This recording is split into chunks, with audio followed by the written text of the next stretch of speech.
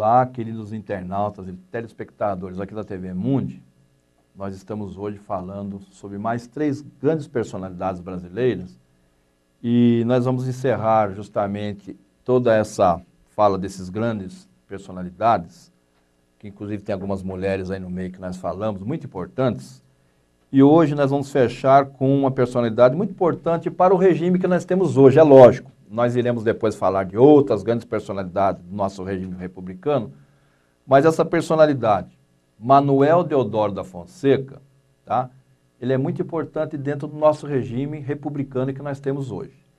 Ele nasceu em 1827, lá em Alagoas, e faleceu em 1892, lá no Rio de Janeiro, que na época era a capital do Brasil, tá? No Brasil, um personagem foi fundamental para que hoje tivesse uma república como forma de governo. Ele foi o grande Marechal Deodoro da Fonseca. Deodoro da Fonseca nasceu lá em Alagoas em 1827 e a família dele tinha 9 irmãos e era tudo militar, tá?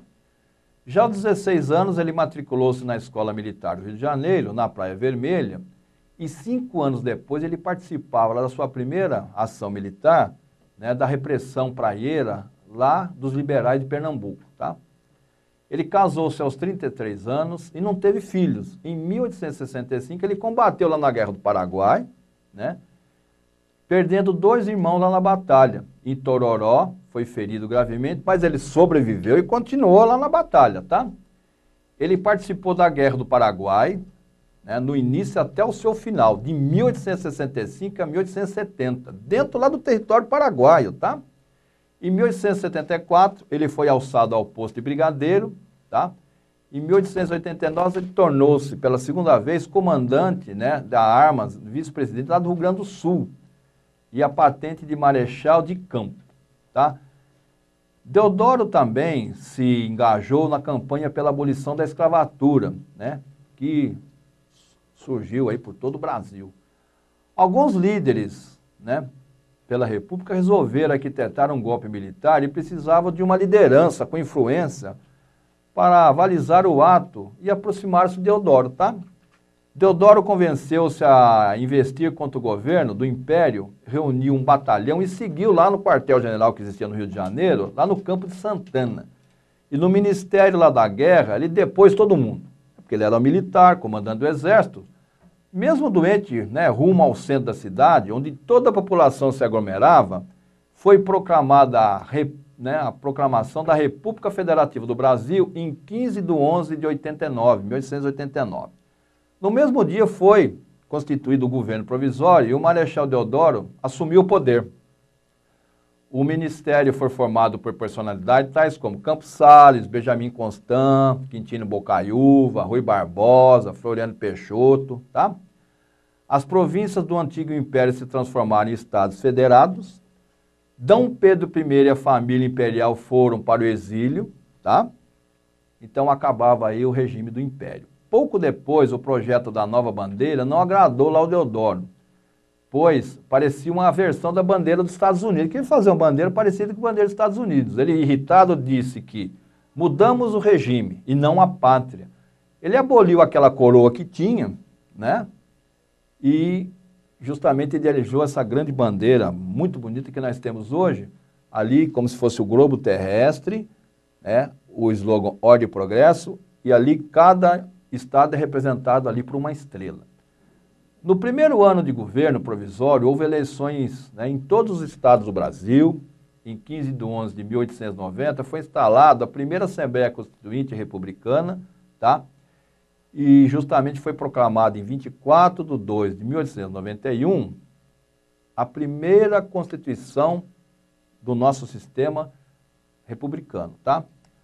O primeiro presidente e vice, eles foram eleitos lá pelos constituintes. Deodoro derrotou o paulista Prudente de Moraes, que tinha sido presidente da Constituinte, tá?